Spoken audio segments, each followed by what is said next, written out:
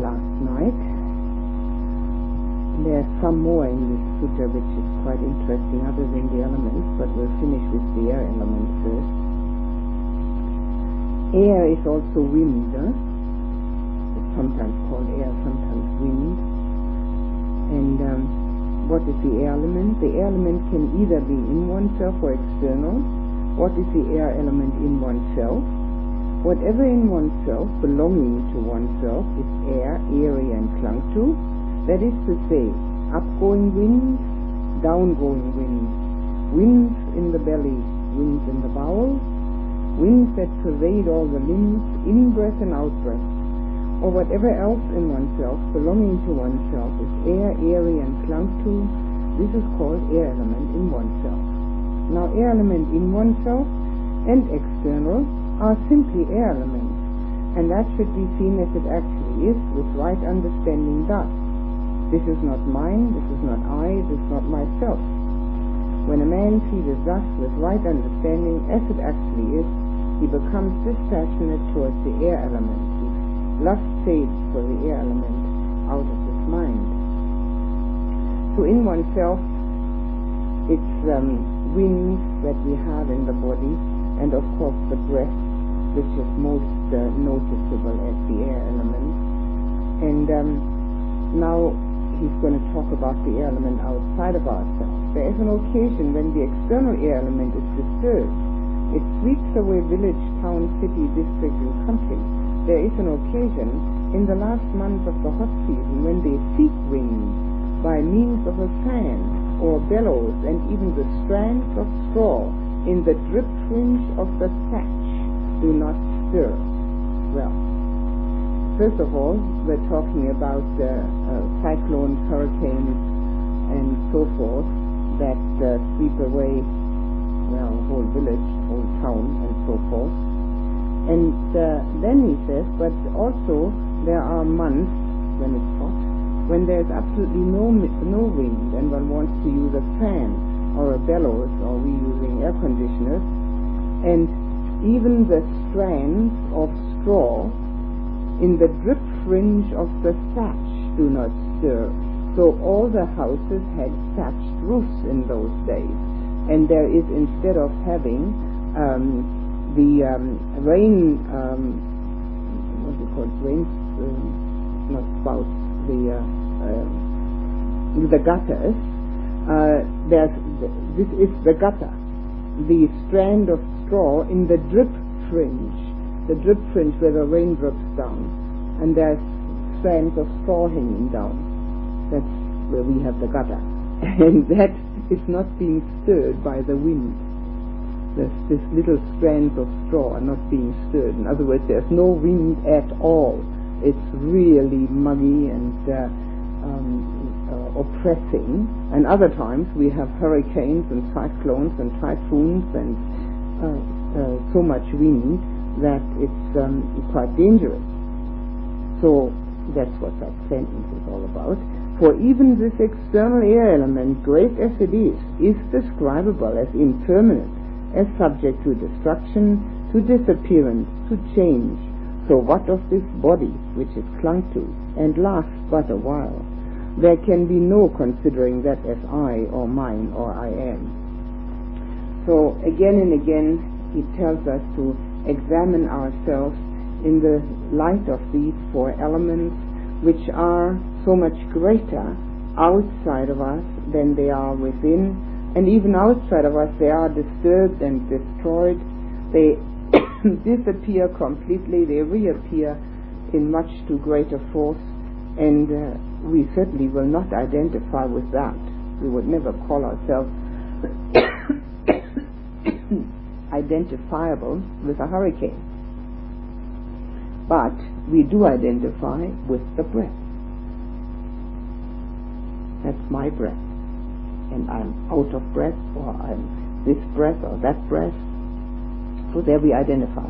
But there we don't. So why make such a difference? Huh? Excuse me.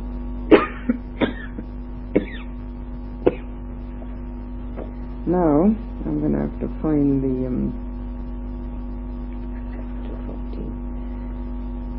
I'll read it again. So then, having seen this element, this ear element, as it actually is, if others abuse and scold, curse and threaten a bhikkhu, he understands thus: this painful feeling born of ear contact has arisen in me.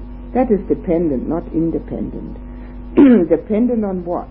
Depend on contact. And then he sees that contact is impermanent, that feeling is impermanent, perception is impermanent, formations are impermanent, and consciousness is impermanent. And his mind, which has already made a constituent of the air aggregate of this element, its objective support, enters into that new objective support, now contemplated, and acquires confidence, steadiness, and decision. This is the same paragraph that was for all the other elements, and it's again with the ear contact is being used, but also what is being said is that we can see the dependence of each aggregate upon the other, because there was ear contact, feeling arises, from feeling comes the perception, the mental formation. So they are they are not independent. They're all depending on contact. And having seen this dependency, we also see the impermanence. And having already used the support system, that this is all elements, we are made of elements, we now have another support system by seeing the aggregates properly. Right? And then comes the attack with fists and clods and sticks, and the same thing again, that is the air element, and nothing really is being done except that the air element is being hit. And then one should recollect Buddha Dhamma Sangha and use that as another support, and realize that it's a great loss for oneself if there is no equanimity, if one remembers what it says in the Dhamma.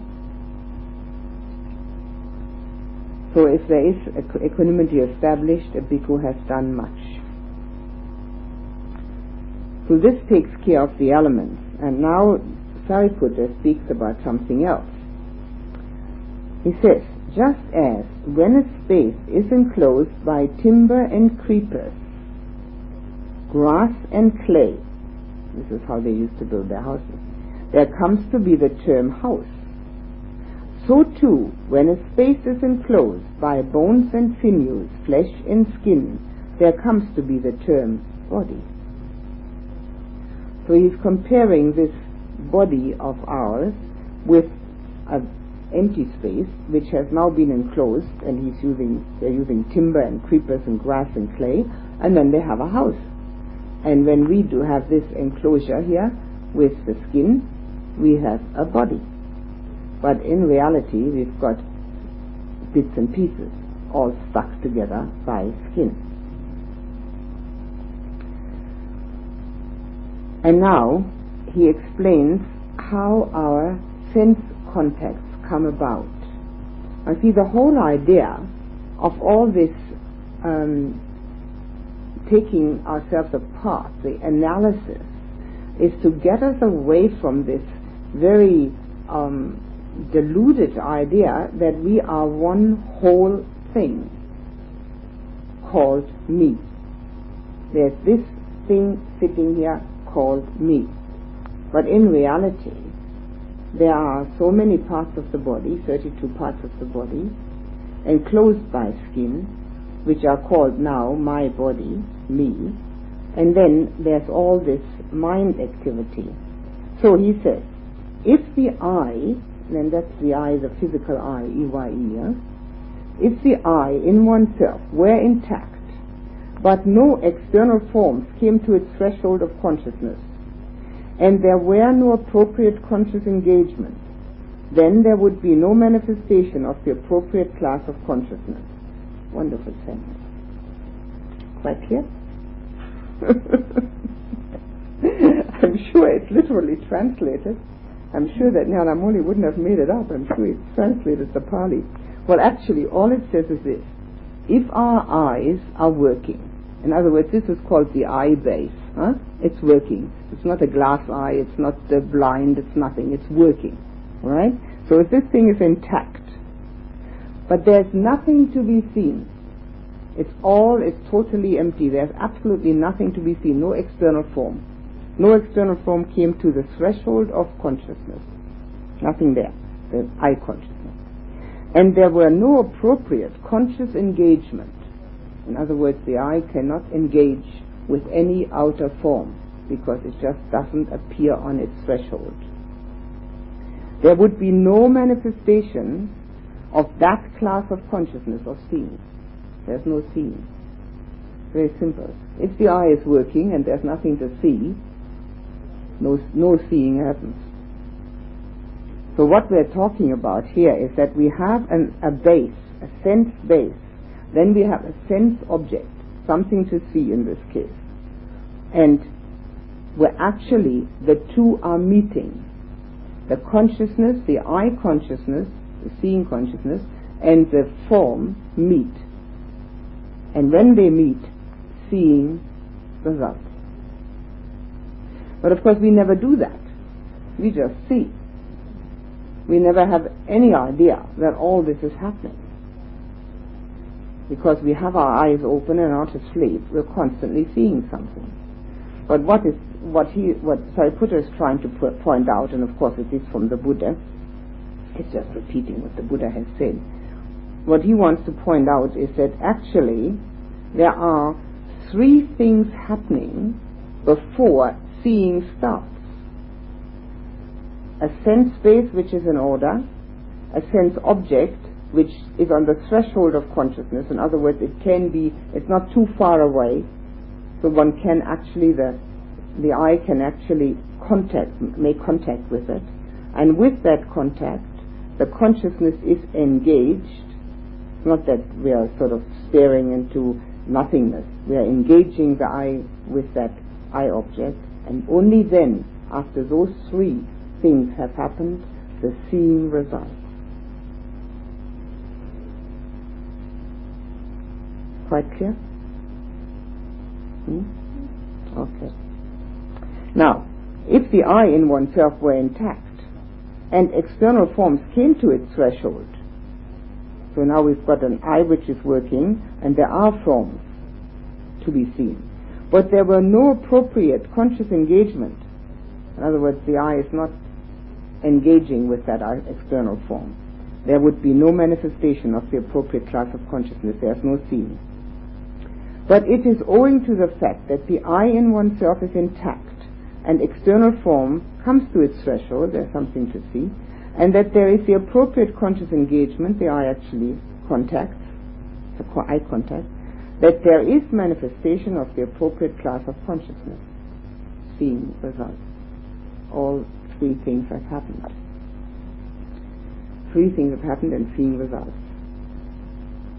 Whatever form of what has come to be thus is included in the form aggregate affected by clinging. The sense consciousness, actually, we usually consider that as part of the mind. But what he's saying here is not whatever form of what has come to be thus. He's not referring to that seeing aspect. He's starting out again. So whatever form of what has come to be thus, there has to be an engagement so that the form is actually appearing. We are engaging in the seeing of the form. Otherwise the form would not appear for us. It's included in the form aggregate affected by clinging. Whatever feeling of what has come to be thus is included in the feeling aggregate affected by clinging.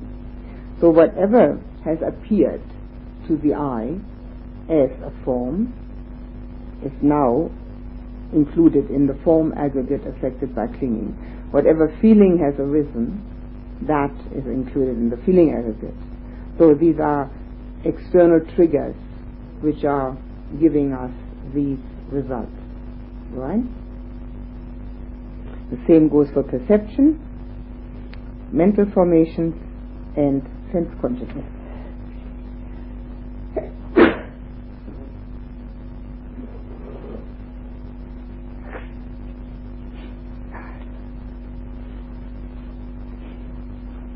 So there is because of these external happenings through our senses, all this sense contact is external happenings when we don't have the thinking as a sense contact, but just the five senses. All these five senses that make this external contact then bring about these aggregate of minds to arise. He understands thus, this, it seems, is how there comes to be inclusion, gathering, amassing into these five aggregates affected by clinging. So all this sense contact business that we do all the time, we see and we hear and we taste and we touch and we smell, is directed outwardly. And because we have that outer trigger which has happened, the consciousness, the smelling or the tasting or the touching has arisen, because of this outer trigger we now have the four aspects of mind happening. And there is all this is included. There's an amassing. And this amassing including gathering together of aggregates. And so we actually see, if we do it this way, we see everything as aggregates. We can either see everything as elements or we can see everything as aggregates. But particularly because we're using our own responses, we can see the aggregates. And so this is all included in aggregates. And it gives us a different view of the world. So, now this has been said by the Blessed One. He who sees depend origination sees the Dhamma. He who sees the Dhamma sees depend origination. This is one of the most famous sentences of the Buddha. And it's usually used for the 12-point depend origination, the Paticca Samuppada, which gives us a bird's eye view of how we come to be, starting from ignorance and ending with death. It's usually thought to be 3 lifetimes which are shown, but it can all be connected into one lifetime. And it's a very interesting and most informative way of dividing up our whole life experience into this kind of understanding, that everything that comes to be has to have an originating condition. And because all originating conditions are impermanent and subject to change, nothing that has come to be can ever be satisfactory. We can never rely on any originating condition. The only thing that is unconditioned is Nibbana. It's got nothing in it. But because it's got nothing in it, most people don't strive for it. Because we do want papancha, we want proliferation. We want me to be around. And actually, one of the biggest mistakes that can happen, doesn't have to, but it can be the idea of, I would like to enjoy Nibbana. It's a complete and utter impossibility. It's a contradiction in terms. There's nobody that can enjoy Nibbana. Because Nibbana can only happen if there's nobody there. So this kind of view can be undermined when we divide ourselves up into aggregates and see how the outer triggers make all the aggregates happen to arise and function, and how we then put our me inside and say, I'm seeing, I feel nice about that, it makes me feel so good, I want to keep it now. That's a me in there, in the aggregate which has arisen. There's nothing except an aggregate. But the me has got into it. So we can undermine our viewpoint through this analysis into aggregate. And here, the reason Sariputta is using this sentence, because it is a Buddha sentence, and he did use it for the 12-point depend origination, is because the aggregates are dependent upon each other, and the arising of them, each one, is dependent upon the outer trigger. So these are all dependency syndromes. Okay, is this clear, or is there any questions?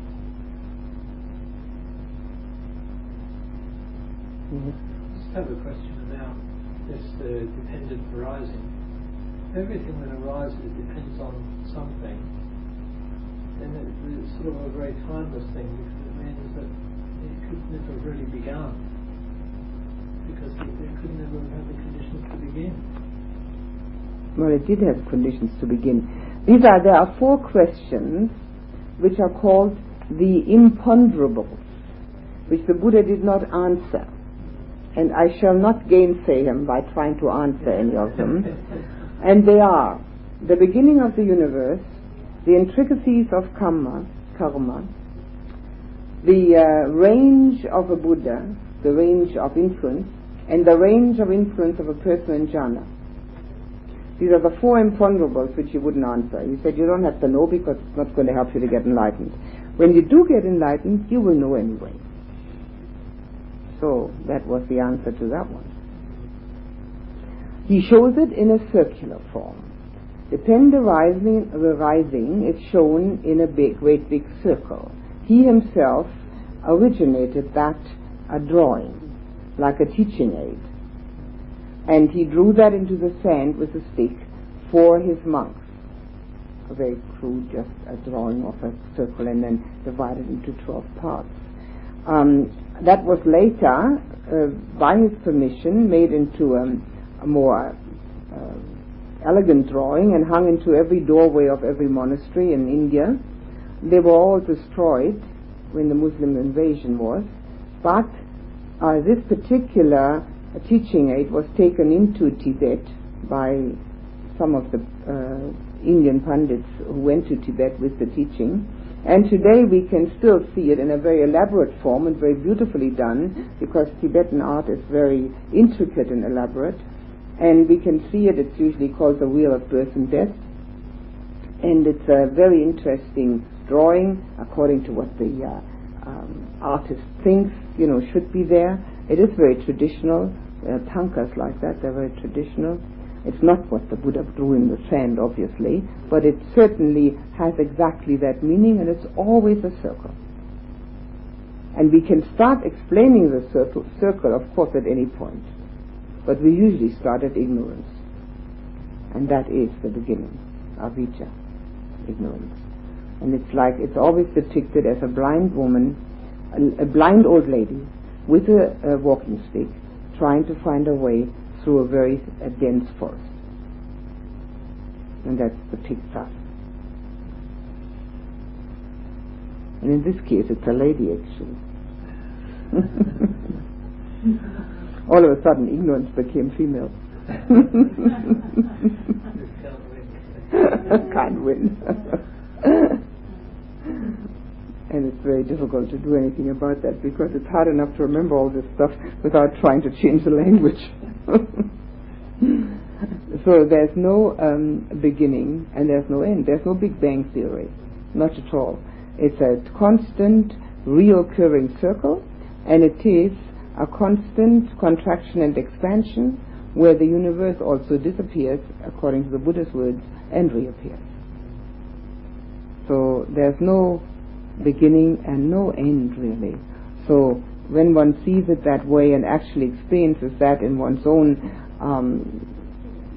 feeling about it, all this rushing about and trying to be somebody and get somewhere is so absurd that one can only laugh at it. Because there's no end to it, there's no beginning, it's just going on and on and on and on. That's what he's trying to show us. Anything else about this? Is this quite clear what I was trying to explain? It sounded a bit complicated to me when I was listening to myself. Is it clear? It's a bit complicated. But is it clear, or is there something that isn't clear? I mean, actually, it's totally simple. It's just it's a little bit difficult to put it into these words because we're not used to them. We're supposed to, we're only used to seeing things. We're not used to dividing it up into 4 parts. But that's what is happening. It's dividing it up into 3 parts until the seeing actually happens. And also the dependency of each aggregate on the other, and the whole thing depends upon the outer sense contact. This is dependent origination, yes. There was one thing that came to mind about it. When the eye sees and the form is seen also, then that form aggregate comes into being. Could you just explain if that's already, there must be, if there's the form aggregate, there must be clinging, isn't it? Because that's the basis for the aggregate. So if form is seen, then clinging must be there. The logical conclusion that if one is seeing it, that they're clinging there. The clinging in this case is actually not necessarily to the form itself. The clinging in this case is to the seeing of it. I'm seeing this. It could be to the form if the form is considered to be desirable. Yes, we're that far down the track. Yes. But going back just to the seeing, that is it. It's the me that's seeing. That's the clinging. Causes the form to be a clinging. Yes, yeah, that's right. Yes. And we can tell that when we do it. I mean, we don't want to be blind. It's quite clear. I mean, we don't have to go much further than that. You know, we want to see. And we also know that it's me seeing. And even if we can agree to the fact that it's not me seeing, we still don't want to be blind. So there we are, we're clinging. And we were clinging to the forms that are arising.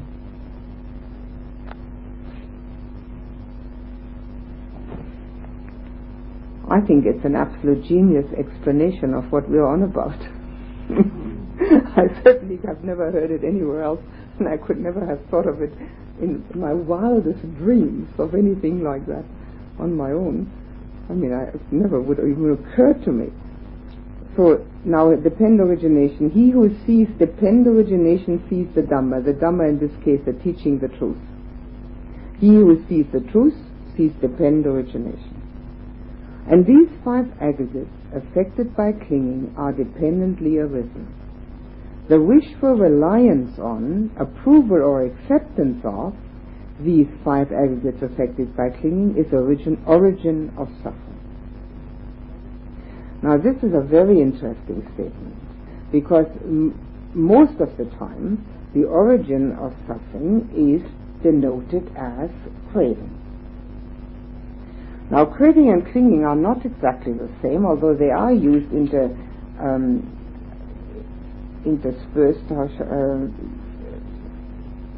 interacting. Yeah, they're interacting with each other. But here it's definitely said that the wish for reliance on what I see, what I hear, what I taste, touch, smell and think, the approval of it by myself and others, and the acceptance of these 5 aggregates affected by clinging. So the acceptance as me of these 5 is the origin of suffering. It's a very interesting statement, because it doesn't have anything to do actually with wanting anything. It has only to do with the fact, well, it does, approval of course is something to want. But what it actually depends on mostly is the fact that these 5 aggregates are considered by us our base for life and being. And we don't want to let go of them. Not one of them, not all of them, any of them. And we call them me. The removal of wishing and lust, the abandoning of wishing and lust for them, is the cessation of suffering. And at this point, two friends, much has been done by the bhikkhu. Now the removal of wishing and lust, and the abandoning of wishing and lust for them, wishing to have them, wishing to be them, wishing to have pleasant contact, but even having any contact. Now that happens on the deathbed.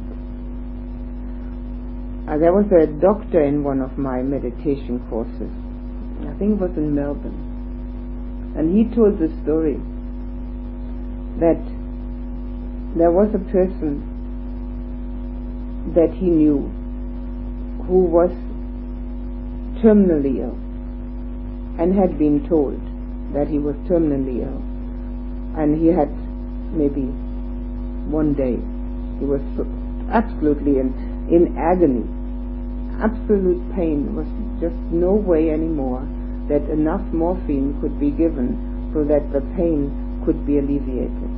It just had been so much morphine already given. And his doctor asked him, would you like me to give you a little more morphine? The pain will go, but it's possible that you may not wake up. And he would have had to agree to that. And he said, but doctor, you don't want to take my life from me, do you? That's what this is all about. We don't even care if it's bad, what we're getting. We just want to be. This is a very extreme case, but not unusual.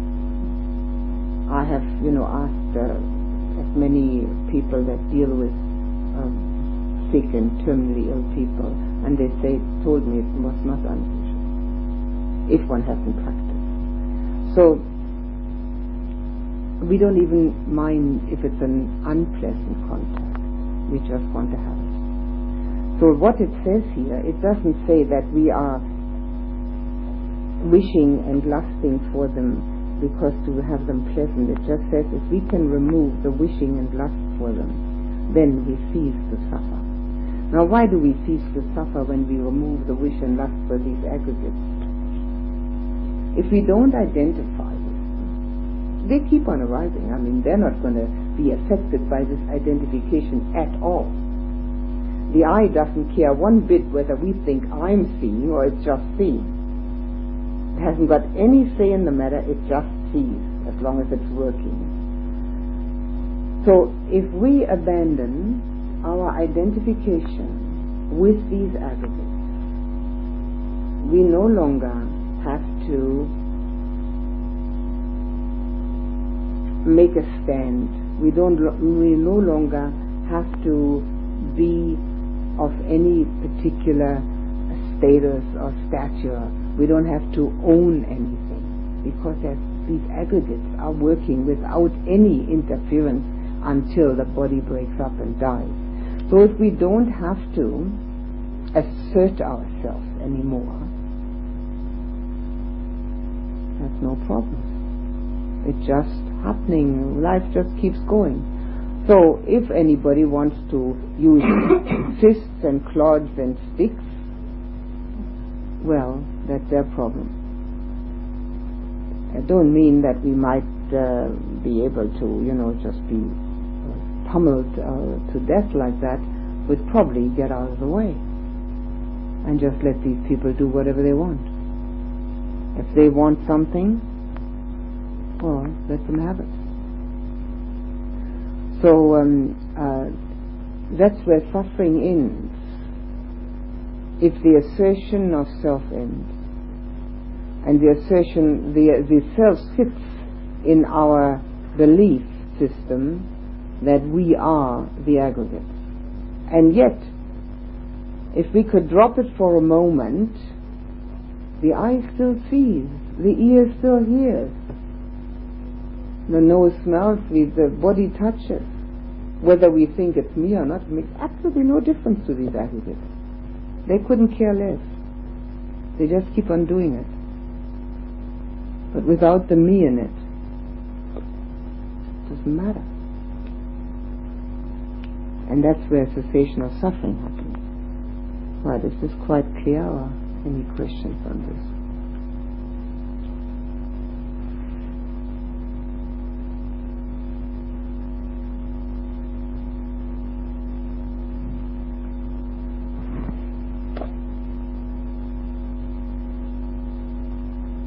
Now then, Sariputta goes on and uses the ear, the nose, the tongue, and the body, and then the mind. And with the mind, I wish they would print these things. Just a minute, I'll try and read it with the mind. if the mind in oneself were intact, but no external Dhamma came to its threshold, and there were no appropriate conscious engagement, then there would be no manifestation of the appropriate class of consciousness. Now this is a very interesting statement again about the mind, and this is exactly what we're trying to do when we meditate. It's funny though that it becomes such a complicated sentence, and all what is one trying to do is become calm in meditation, isn't it? But the sentence becomes so complicated. What happens is what it says here, the mind's intact, nothing wrong with the mind. Okay, but nothing, no external Dhammas comes to the threshold of consciousness, no external phenomena. We don't pay attention to thoughts, we don't pay attention to any of the sense contacts, neither to the sitting, nor to the hearing, nor to the seeing, if it were. We have no external Dhammas coming to the threshold of consciousness, so there's no appropriate engagement. Then there would be no manifestation of the appropriate class of consciousness. What's the appropriate class of consciousness for the mind?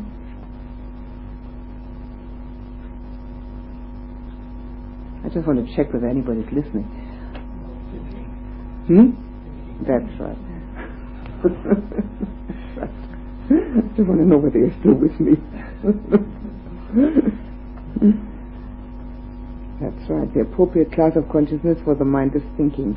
So this is very nice also to read it like that, because it's called the appropriate class of consciousness. It doesn't mean that the mind is not appropriately thinking. It doesn't mean that it's not appropriate for the eye to see. All of this is absolutely the right thing for those aggregates to do. The only thing that's not appropriate is for us to constantly identify and think, that's me. That's the only thing that's not appropriate. Everything else fine. Simple, isn't it? He just has to do it, I suppose. Now with the body, the thing that it says is, if the body of oneself were intact, in other words, one has all the nerve ends and one can feel sensations, right? If the body of oneself were intact, but no external tangibles came to its threshold, and there were no appropriate conscious engagement, then there would be no manifestation of the appropriate class of consciousness. Well, exactly that also happens in meditation when we get concentrated. The body is intact, but the external tangibles, which is the sitting cushion that we touch upon and the legs that are crossing, the tangibles, the touching aspect, does not come to the threshold of consciousness. So, because it doesn't, there's no appropriate engagement then there's no manifestation of that class of consciousness. So in other words, we do not have the touch sensation, because we don't have the body sensation at that time. So we could see that this appropriate response of our senses is all very fine and quite all right, except that we are making something out of it which we have dreamt up. We have dreamt it up and have made it into the greatest problem that exists in mankind, and because of that problem, mankind has such a situation as we know it. Everybody's got a problem. There's no need to have any problem if we just allow the aggregates to keep on doing their thing. This is another thing. If we could look upon the aggregates as something that is just doing their thing, we wouldn't have to interject me. It's well worth trying, even for just a second. If we can manage for just a second to allow the seeing or the touching to happen, and actually become so mindful, this is where mindfulness comes in, and become so attentive to that particular happening, we can notice that it is possible at that moment not to have that me idea. It's just happening. Walking while walking. Not me walking, it's just walking. Touching while touching. It's a very interesting way of doing things. One can actually try. When one is outside, for instance, there's a lot to see. Seeing the object, which is the eye base, and then the external form which comes to its consciousness, and there's engagement. I'm seeing it. So then the seeing happens with that engagement. And just seeing without responding that I'm seeing it. It's a very worthwhile thing to do with any of the senses. And if it works for just a moment, which it could, if one is determined and mindful and attentive, one does get an inkling of what it could be like if one could let the aggregates work without interjecting our idea that this is me. And without having any other idea where me could be, of course. We're just giving up and saying, well, all right then, it's just happening. It's, now if I can find this, should have looked, 21.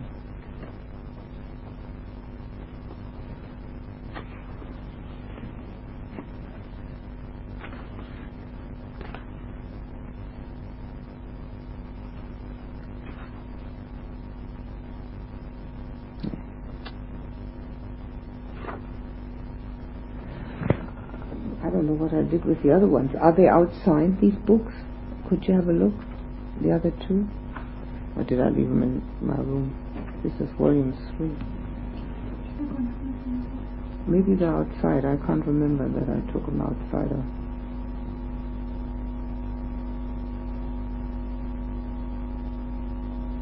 maybe not. Not here. Then they must be in my room. Okay. What I wanted to read out was the simile of the saw. Even if bandits savagely severed limb from limb with the two-handled saw, he who entertained hate in his heart on that account would not be one who carried out my teaching. But it's not in this particular volume, it's in another volume. So I thought it might be nice, because this is part of this sutta. It was mentioned as part of the being attacked by clods and sticks and knives and so on. So we'll see what that says about. Okay, any questions at this point? That insight technique you just described, is that really any different than the way I've been doing aggregates? I mean, is it just having in mind to kind of be more objective than usual or something? Or is it just practicing the aggregates that you're talking about? And that is practicing the aggregates without interjecting I'm seeing, but just, oh, thank you very much. Thanks a lot. Yeah, that's good. Thanks. So this kind is of becoming aware of when you interject that or when that. Yes. This is even a stronger thing to do.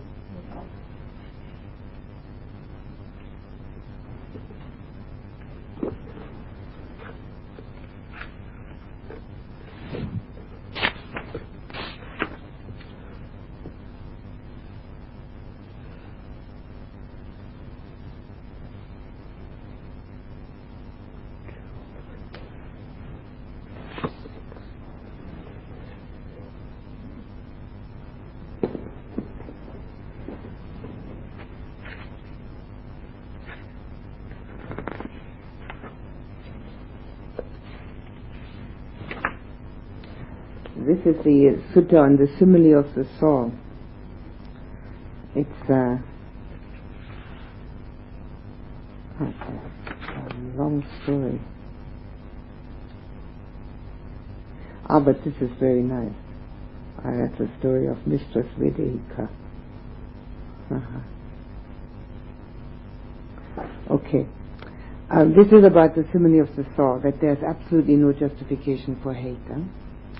On one occasion the Blessed One was living at Savatthi in Jeta's Grove Anathapindika's park. Now on that occasion the Venerable Molaya Paguna was associating overmuch with the bhikkhunis. Oh dear, dear. He was associating so much with bhikkhunis that if any bhikkhu in his presence spoke dispraise of those bhikkhunis, he would be angry and displeased, and would rebuke him. And if any bhikkhu in those bhikkhunis' presence spoke dispraise of the Venerable Molaya Paguna, they would be angry and displeased, and would rebuke him. So much was the Venerable Molaya Paguna associated with bhikkhunis. And then a certain bhikkhu went to the Blessed One, and after paying homage to him, he sat down at one side. When he had done so, he recounted what was taking place. And then the Blessed One addressed a certain bhikkhu thus: "Come, bhikkhu, tell the bhikkhu Molaya Paguna in my name that the teacher calls him." "Yes, Venerable Sir," the bhikkhu replied. And he went to the Venerable Molaya Paguna and told him, "Friend, the teacher calls you." "Yes, friend," he replied. And he went to the Blessed One, and after paying homage to him, he sat down at one side. When he had done so, the Blessed One asked him, "Paguna, is it true, as it seems, that you are associating overmuch with bhikkhunis, that you are associating so much with bhikkhunis, that if any bhikkhu in your presence speaks dispraise of those bhikkhunis, you are angry, then they are angry and displeased and rebuke him? So much are you associating, it seems, with bhikkhunis?" "Yes, Venerable Sir." He admits it. "Paguna, are you not a clansman who has gone forth out of faith from the home life into homelessness?" "Yes, Venerable Sir." "Paguna, it is not proper for you, as a clansman gone forth out of faith from the home life into homelessness, to associate overmuch with bhikkhunis. Therefore, if anyone in your presence speaks dispraise of those bhikkhunis, you should abandon any wish and any thoughts based on the home life. And herein you should train thus: my mind will be unaffected, and I shall utter no bad words, and I shall abide compassionate for welfare with a mind of loving kindness and no inner hate. You should train thus, Paguna. Therefore, if anyone in your presence gives those bhikkhunis a blow with his hand, or a blow with a clod, or a blow with a stick, or a blow with a knife, you should abandon any wish and any thoughts based on the home life. And herein you should train thus: my mind will be unaffected, and I shall utter no bad words, and I shall abide compassionate for welfare, with a mind of loving kindness and no inner hate.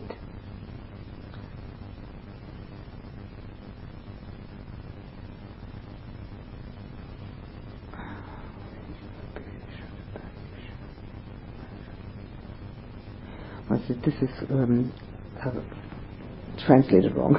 The next one is: so if anyone in your presence speaks dispraise of you, you should also abandon any wish, any thought based on the home life, and herein you should train thus: my mind will be unaffected, and I shall utter no bad words.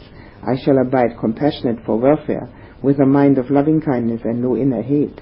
And therefore, if anyone should give you a blow with the hand, with a clod or a stick and a knife, again the same things: you should not utter bad words, and should abide with loving kindness. So no matter whether things are said or done, to those you love, to those or to yourself, no hate is warranted. Then the Blessed One addressed the bhikkhus thus: "Bhikkhus, there was an occasion when the bhikkhus satisfied my mind. I addressed the bhikkhus thus: Bhikkhus, I eat food at a single sitting. By doing so, I perceive little affliction, little ailment, and also lightness, strength, and a comfortable abiding, and I had no need to keep on instructing those bhikkhus. I only had to arouse mindfulness in them. Suppose there were a chariot on even ground at the 4 crossroads, harnessed to thoroughbreds, waiting with whips lying ready, so that a skilled trainer of horses to be tamed might mount, and taking the reins in his hand, drive out and back by any road in any way he liked. So too I had no need to keep on instructing those bhikkhus. I had only to arouse mindfulness in them." What he's doing is comparing the bhikkhus that listen to him immediately with thoroughbreds who are ready to go. "Therefore, bhikkhus, abandon what is unprofitable, devote yourself to what is profitable, for that is how you will come to grow an increase in fulfillment in the Dhamma and discipline. There comes a nice story. Suppose there were a big solitary grove near a village or town, and it was choked with castor oil weeds. Well, you know what castor oil weeds are, don't you? We've got plenty of them in Australia. They're all over the place. You don't know what they are? Well, you're not from Australia. Well, they grow as high as a tree, and they've got little balls on them that actually contain castor oil. And they can be harvested, but they are just grow like a weed, and they're very disliked by farmers. And a salad tree, it's a beautiful tree in India. It's a tree which has flowers growing on the stem itself, not on the branches, but on the trunk. The flowers grow on the trunk, and it's a big flower, white and purple, or sometimes just white. And it has a most wonderful scent to it. It's a heavenly scent. And they do grow wild in India. They're natives of India. And they're very often associated with the Buddha, because it says that he was born in a salad tree grove, and also when he was dead, the salad tree, the sala flowers were sprinkled on him out of nowhere. So he's comparing these wonderful salad tree groves with this choking of his castor oil weeds. And some man appeared, seeking its benefit, its surcease of bondage, and he cut down and threw out the crooked saplings that robbed the sap, cleaned up the interior of the grove, tended the straight well-formed saplings, so that the salad tree grove later on came to growth, increase and fulfillment. So too, bhikkhus, abandon what is unprofitable, and you will find growth, increase and fulfillment in this Dhamma and discipline. And now comes the story about being hypocritical. Formerly, because in this same Savatthi there was a housewife called Vedehika, and the good name of Mistress Vedehika had spread thus: Mistress Vedehika is kind, she is gentle, she is demure. Now Mistress Vedehika had a maid called Kali, who was clever, nimble, and neat in her work. And the maid Kali thought, my lady's good name has spread thus: Mistress Vedehika is kind, gentle, and demure. How is it now, while she does not show anger, is it nevertheless actually present in her, or is it absent? Or else, is it just because my work is neat that my lady shows no anger, though it is actually present in her? Suppose I test my lady. So the maid Kali got up when it was day, and then Mistress Vedehika said, Hey Kali, what is it, madam? What's the matter that you get up when it's day? Nothing is the matter, madam. Nothing is the matter, you wicked girl, yet you get up when it's day. And she was angry and displeased, and she scowled. And then the maid Kali thought, the fact is that while my lady does not show anger, it is actually present in herself, not absent.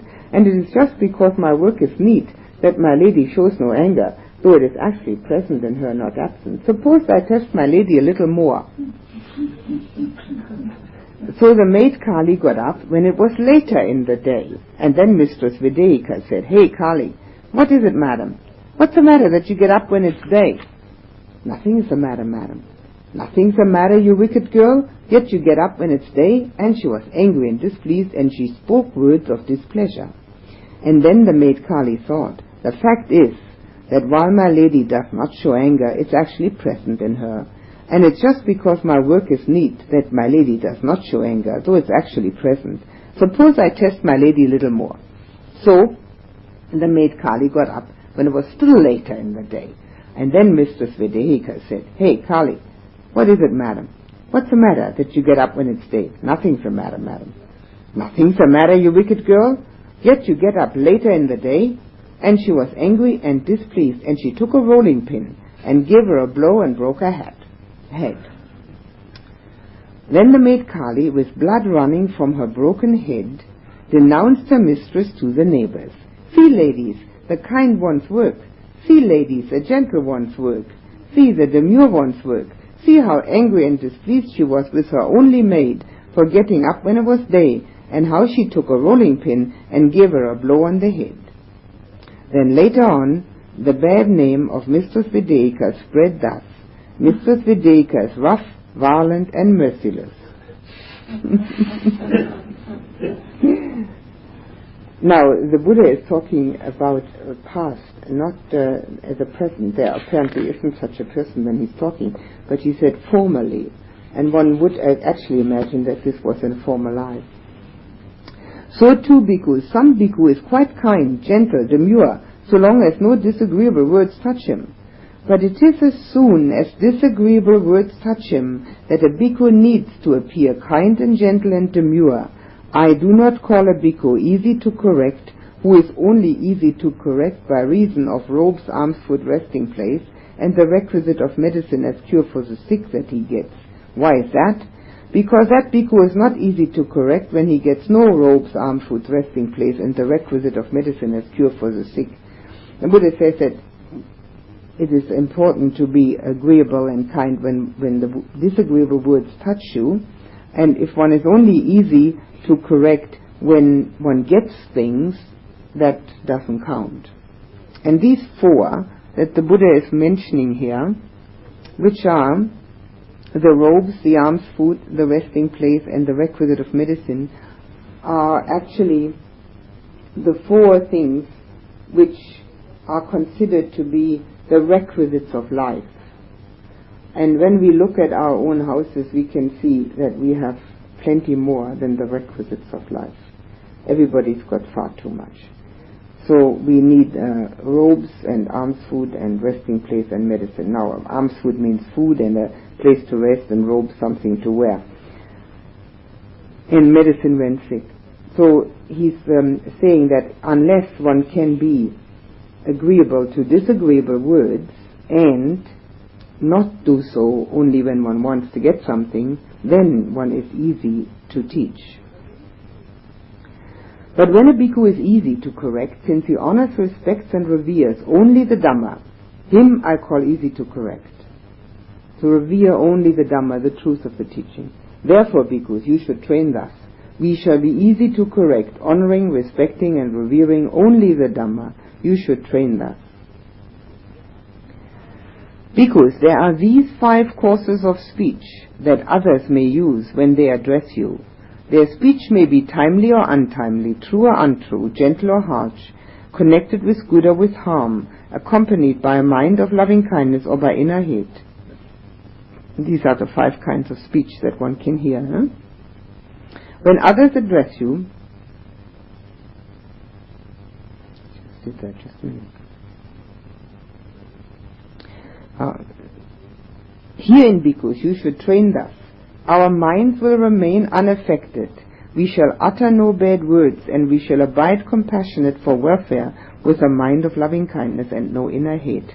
Now this is exactly the same as what was said in the other sutta about ear contact. We shall abide with a mind of loving kindness extending to that person, and we shall abide with an abundant, exalted, measureless mind of loving kindness without hostility or ill will, extending over the all-encompassing universe as its supporting object. This is how you should train.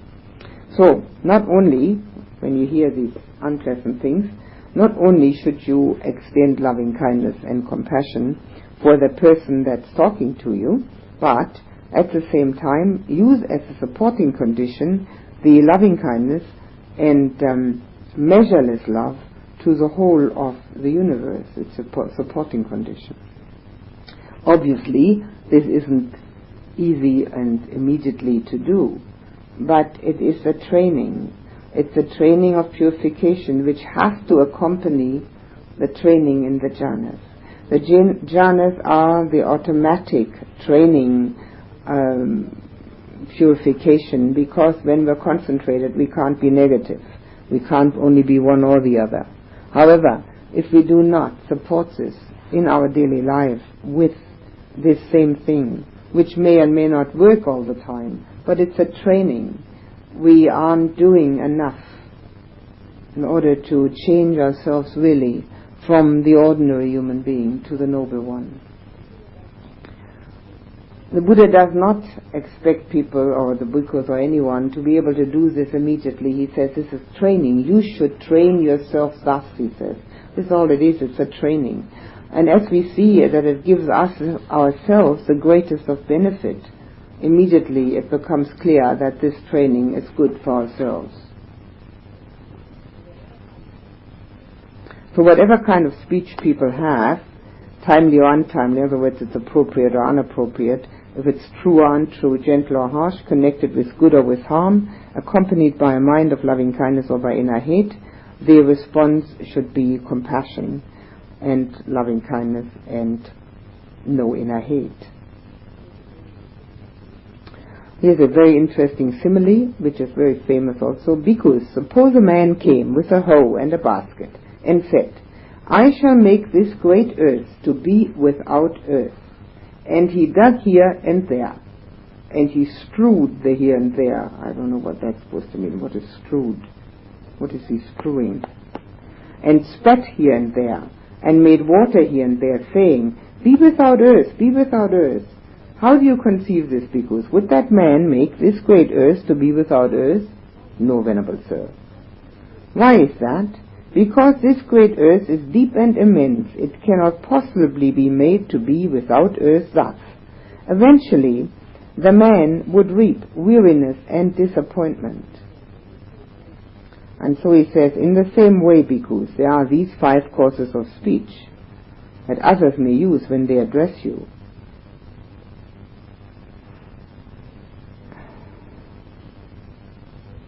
Bless you. And herein, bhikkhus, you should train thus. Our minds will be unaffected.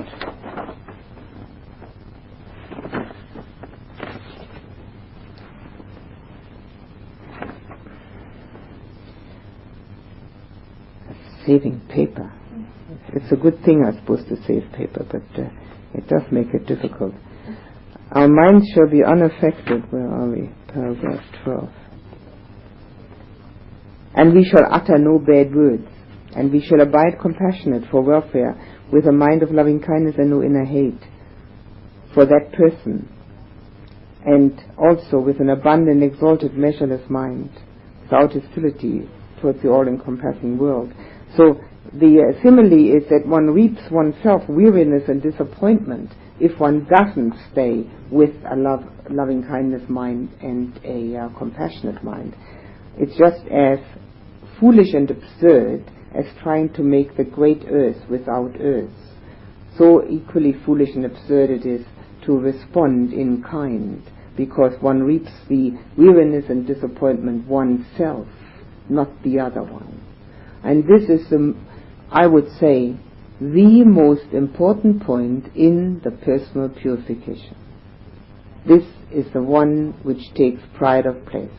I shall reap weariness and disappointment if I don't stay with a mind of loving kindness and compassion, no matter what happens. That we can't do it is a second matter, but that we train ourselves thus because we understand that this is our greatest advantage that we could possibly find.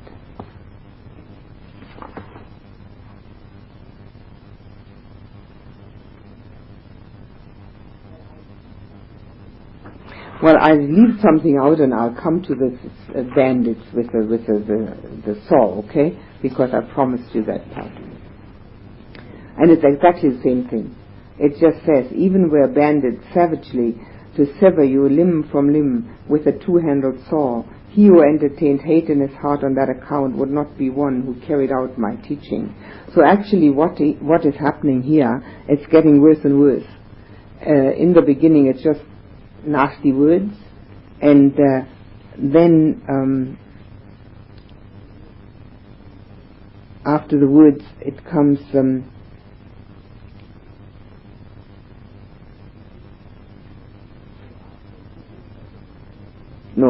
the words are getting more similes, what they're like, and then comes the physical assault. Now this is how you should train herein. Our minds will remain unaffected, and we shall utter no bad words, and we shall abide compassionate for welfare, with a mind of loving kindness and no inner hate. we shall abide with a mind of loving kindness extending to that person, and we shall abide with an abundant, exalted mind of loving kindness without hostility or ill will, extending over the all-encompassing world as its supporting object. That is how you should train yourself. And bhikkhus, you should keep this instruction of the simile of the saw constantly in mind. Bhikkhus, do you see the course of speech, trivial or gross, that you could not endure? No, venerable sir. Therefore, bhikkhus, you should keep this instruction of the simile of the saw constantly in mind. That will be long for your welfare and happiness. What the Buddha is asking them is the speech, is that a trivial matter compared to the simile of the saw, and that you couldn't endure that. So he says that therefore keep the simile of the saw in the mind. So that is what the Blessed One said. The bhikkhus were satisfied and delighted in the Blessed One's words. I thought that because it is mentioned here with the simile of the saw, that we should read about it, because first of all it's a very famous simile, of course, because one could just imagine happening that to oneself. And in this particular sutta, the first one that we read, the loving kindness and compassion is not brought out. What is brought out is the insight. The insight into the fact that we are just consisting of aggregates and elements. And because of that, we don't have to react and retaliate. But here, when the actual discourse of the simile of the saw is seen, the insight is not mentioned. What is mentioned is that the only way to train oneself, if one doesn't want to reap weariness and disappointment in oneself, is to train oneself with loving kindness and compassion. So this is the reason why I wanted to read this out, because we do need both. We are not able to retaliate with loving kindness and compassion without insight. And I think I could say that without much fear of contradiction. But if we have both, if we have the insight and our training in loving kindness, we have a chance. And if the insight is deep and profound, there's no difficulty. And this is what the most important aspect of this sutta is, and that's why I wanted to bring the two together.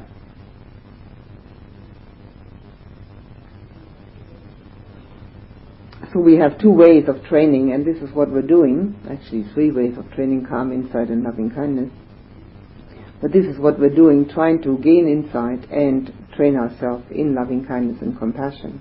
Naturally, our loving kindness and compassion does go out the window the minute we are attacked, but it's not necessary. If we ask ourselves, who's being attacked? Air element? Water element? Fire element? Earth element?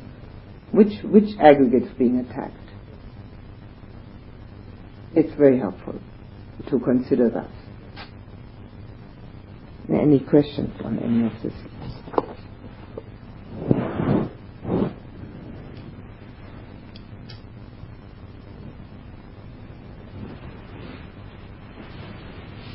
I guess I have a consideration of the difference in our societies and the amount of aggression, say, that goes on towards women in our particular society, and just allowing that and knowing, the problems that women have because of it. Well, a lot of the problems which have been found in shelters for abused women is that these silly women go right back where they came from and let themselves be abused again.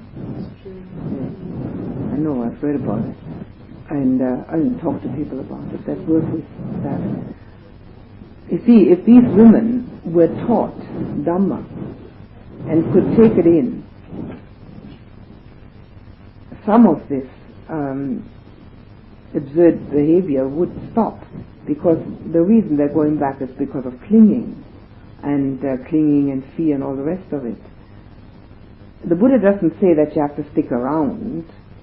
He says that you should get some insight and retaliate with loving kindness and compassion.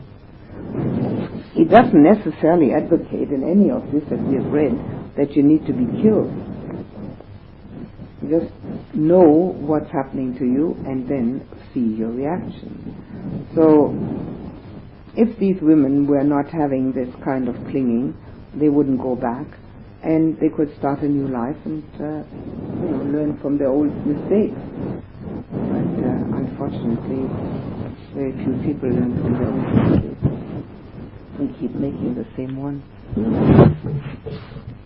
Sometimes being kind is saying no or walking away. Yes. Well, there is one aspect of a contemplation that is, may I be able to protect my own happiness? And it's a loving kindness contemplation which we do in the courses, not a meditation, a contemplation. And the first thing that we need to contemplate is, what is my own happiness? What is it? And then once I've found it, how am I going to protect it? And happiness is under no circumstances meant by the Buddha as our sense contacts, seeing, hearing, tasting, touching, smelling. And it's also not meant as just thinking nice thoughts. It's, which most people can't do anyway. It's usually half and half or less. But what is the real happiness is the inner peace. So we need to know, how do I protect my inner peace? Well, obviously not in a situation where I'm being physically abused or mentally abused, anything. I'm certainly not going to protect my own happiness. So, and a person, obviously, who isn't happy, isn't going to make anybody happy. So it's absurd to remain in a situation which produces great unhappiness, because everybody who's going to connect to that person will sense that great unhappiness, is not going to have any benefit from it. So we need to protect our own happiness, we need to help others to protect their happiness, and we need to find out what is it that is happiness. And obviously peace of mind. There's no other greater happiness than peace of mind. We can equate happiness with pleasure, we can equate it with elation, but that's not what the Buddha is talking about. He's talking about peace of mind. So while there is a great deal of this unfortunate aggression going on, because people are naturally aggressive, it's also not being dealt with properly. But also not everybody wants to hear the Dhamma. Yes. To what extent does karma come into that? To that abuse? Yes, that some people seemingly aren't able to change or try to change and it doesn't work out. There's the element of free will there, of course, but... Yes, well, there is a connection with that. I usually like to use the simile of tying, let's say, a dog on a leash and putting it on a stake. If you have, your karma allows you to go as far as the leash will go in a circle. Now, if you've made a lot of good karma, you've got a very long leash. And if you've made a lot of bad karma, you've got a very short leash. You haven't got much choices. The more good karma one has in one's background. But, again, even if you've only made, very little good karma, and you have a very short leash, you still have choices. And if you keep on making the wrong choices, well, this leash gets shorter and shorter. So we have, we do have these opportunities, and we do muck them up too, because we're not always aware of what's happening. This is where mindfulness and meditation helps us a great deal, to see clearer, to have a clearer view of our own opportunities and actions and so forth. It's very, very useful to be very careful with these things.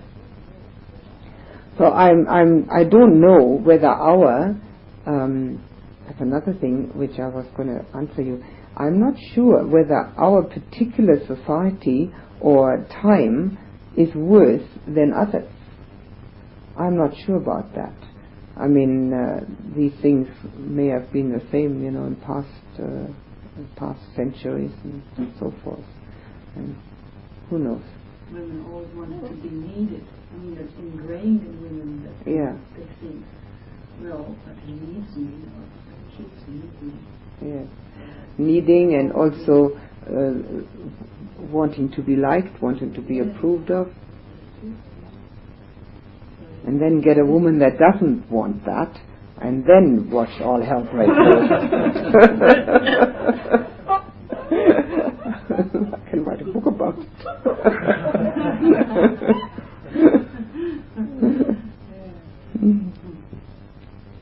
Yes, well, you see, the human nature has the 6 roots, no?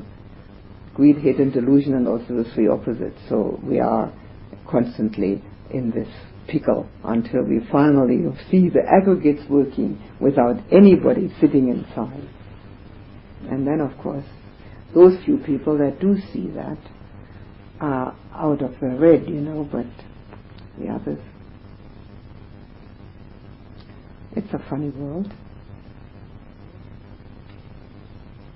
And there's no solution within the world.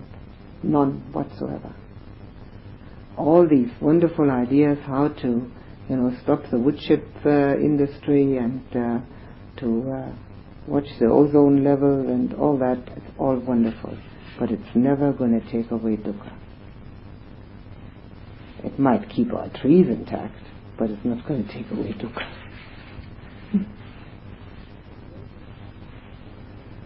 The greatest kindness, the Buddha said, what is it? He said the greatest gift is the gift of the Dhamma. The greatest kindness that one can do a person, that if they have dukkha, and they do want to be helped, and not everybody wants to be helped, but if they do, somebody comes and really says, I don't know what to do and I'm in a bad state and so forth, they do want to be helped. If we can help them with any kind of Dhamma that we have already understood and seen in ourselves, that's the greatest kindness.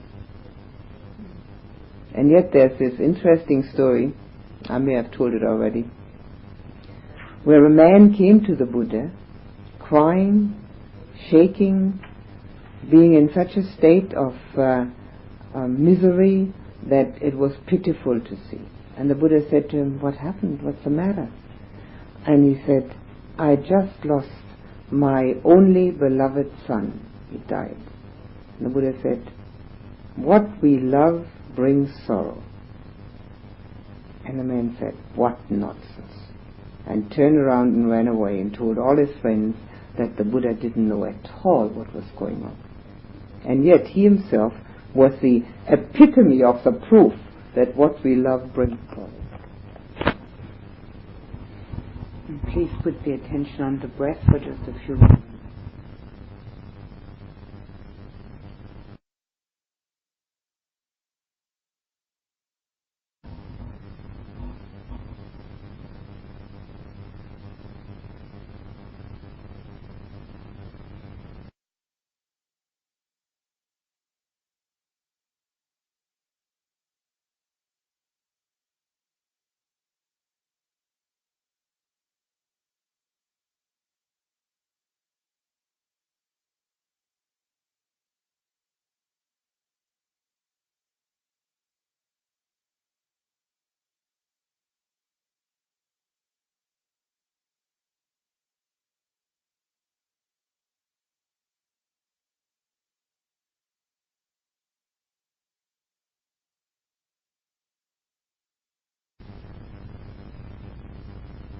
Let the warmth of love arise in your heart.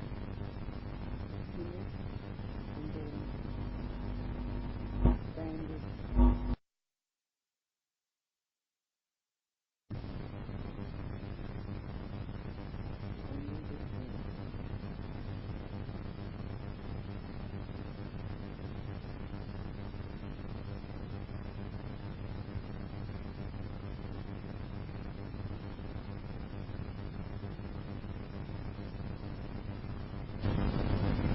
The feeling of softness and giving.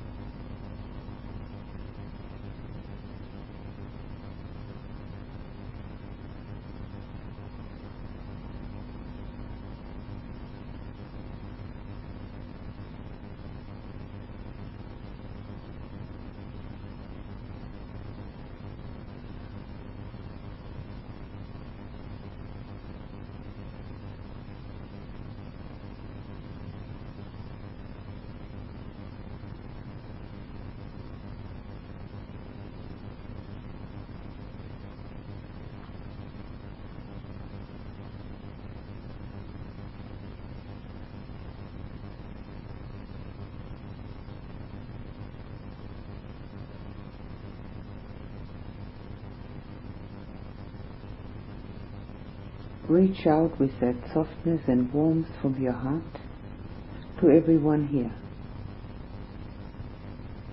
Fill and surround everyone here with the feeling of love and compassion.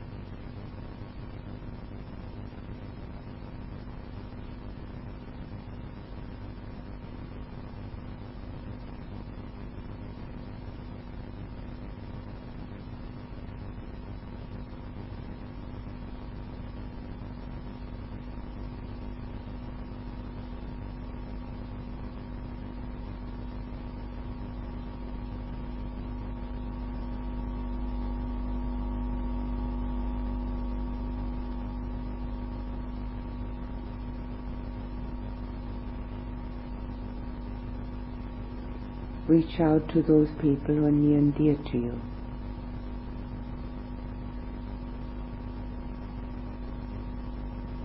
Give them the softness and warmth of your love.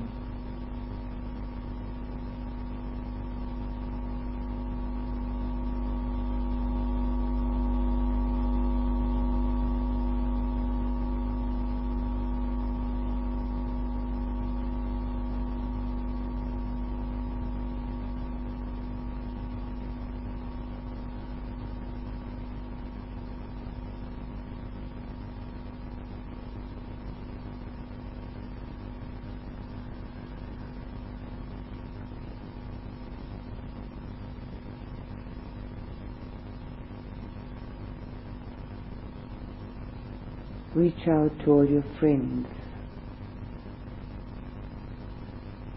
in friendship and love, filling them, surrounding them with the warmth from your heart.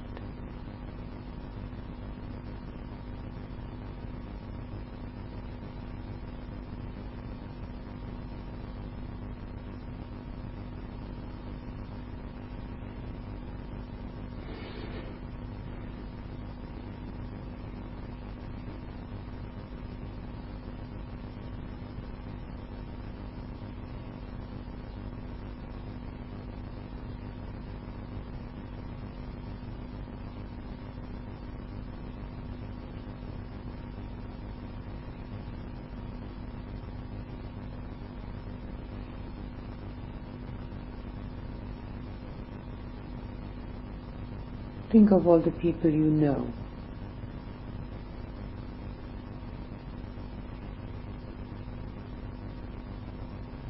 Fill them and surround them with the soft giving that is love.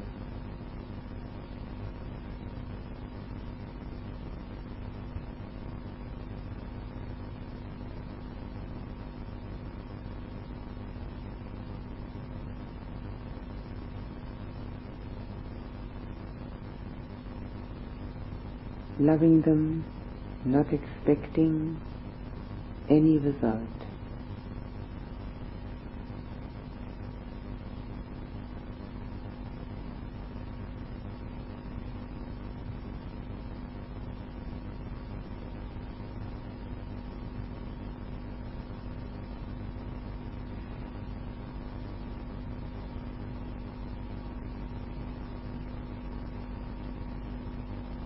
Think of anyone who might not approve of you, doesn't speak nicely to you or about you. May have accused you, abused you in the past. Love that person too, in the same way as everyone else. Soft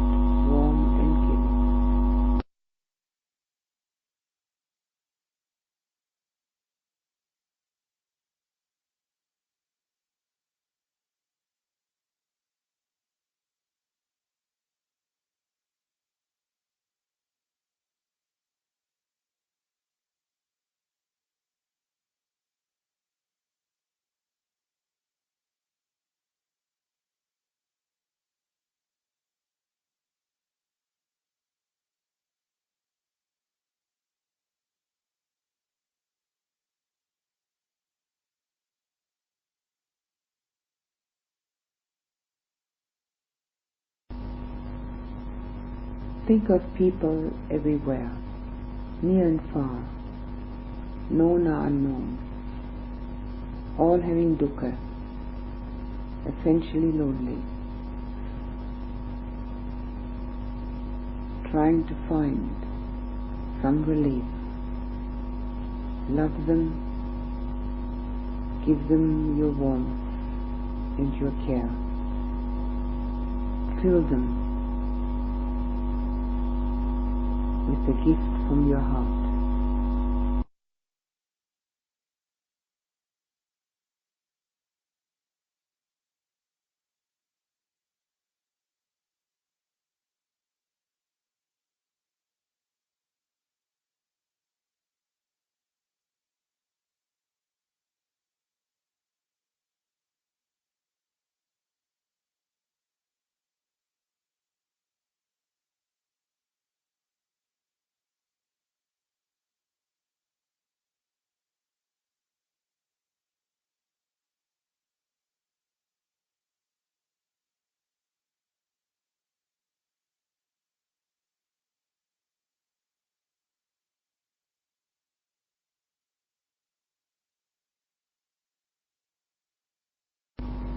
Put your attention back on yourself.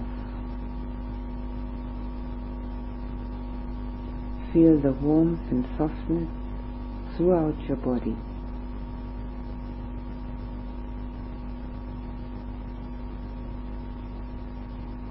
Make it strong and true, that feeling. Surround yourself with it.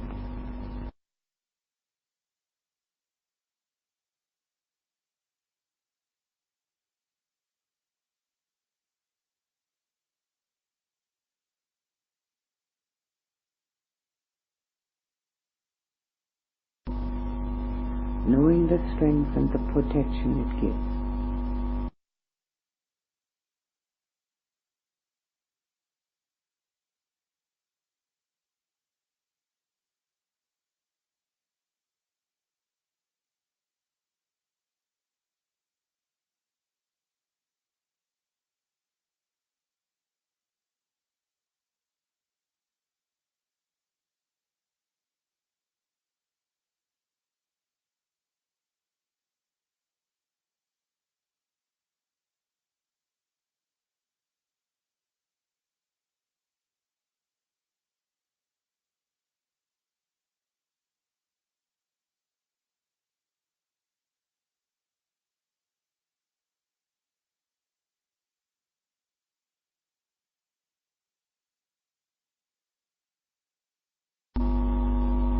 May our beings have love for each other.